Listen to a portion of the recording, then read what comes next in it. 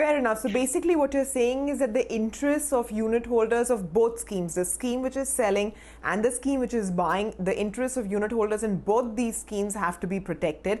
The security which is being sold from A scheme to B should basically fit the risk profile of that scheme. What the trend that we're seeing now, if we go by the April fact sheets, is that securities are being sold from the credit risk funds and they're flowing to say balanced funds. Now in that, if it goes to say an aggressive hybrid fund, is that okay, or should those investors be worried? Okay, so Sumaira, you've actually pinpointed the main discussion that I really wanted to have. See, if you look at the April 30th data, there are three major schemes in which most of this money got transferred. So first is balance advantage or dynamic asset allocation as one category. Second category where the money is gone is aggressive hybrid funds. And the third category where the money is gone is the shorter end of the bond portfolio, which is either low duration funds or similar funds. Now, of course, we are not debating here whether low duration funds are okay or not okay with this, is because as per SEBI mandate, there is no rating profile up to which or below which they have to invest. So I'm not going to talk about the low duration funds in which this transfer is happening. The 2 points that I really want to raise here is where I feel there is a lot of misunderstanding is. So the two major hybrid portfolios where most of the monies got transferred is aggressive hybrid category, and then there is balance advantage and dynamic asset allocation as a category.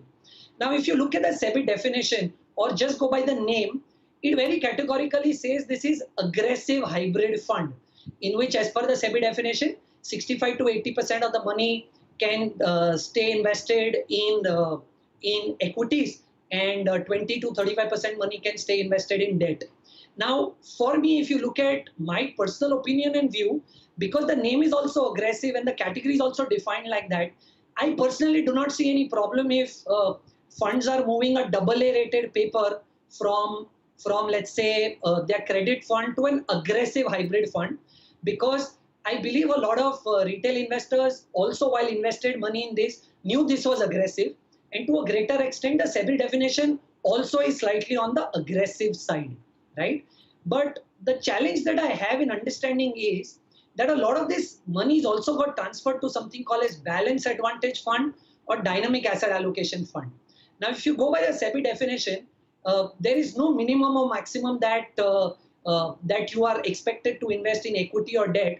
This is at the prerogative of the fund to decide or what do they want to do. So there are a lot of funds who do up to 80% equity, and then there are a lot of funds who do up to 100% equity. But over here, the caveat that I see in this entire transition is that there are two sets of dynamic advantage funds or, sorry, dynamic asset allocation funds or balance advantage fund. There is one category of balance advantage fund which generally is not taking credit risk.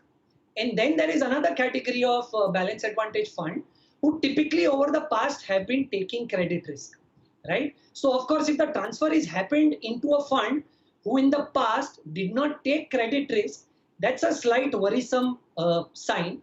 But that is not the case that you and I are discussing, because as of 30th of April, most of the schemes that I've looked at, none of the schemes were not doing credit in which this has moved. So the only discussion area that we really have here is that there were a couple of funds who were doing slight credit in the past, in which these AA papers have got added. Now I'll tell you my worry, and I will leave it to the investors to decide, because there is no right or wrong to this question. So I looked at the last 24 months of data, right? Why 24 months? Because we've been seeing these credit scenes happening over the last 24 months. And even if you look at the interest rate cycle, it actually moved over the last 24 months towards the downside. So when I looked at the last 24 months of data, one of the schemes that I'm talking about had an average of 10 to 12% investments in AA paper throughout the last 24 months as average. Now suddenly in April, you see 24% allocation to AA paper, right? And so what I'm trying to say is, out of 100 rupees invested in the entire scheme, 24 rupees is invested in AA papers. and that is also 85 to 90% of the total debt allocation that has been in the fund. So again, of course, AA is available at very good spreads, some 400 basis, 500 basis points over AAA. It's a brilliant investment opportunity at this point in time. But I'm not sure if investors understand while they are trying to invest in a balanced advantage fund, that there is going to be slight credit risk on the debt portfolio is the point that I'm trying to make. All right. No, I totally take your point, and we have to take a very quick break, but we're going to come and explore this point a little bit more. On the other side, we'll also tell you where you can find information about inter-scheme transfers and how to decode it correctly. All of that is lined up next. Do stay tuned.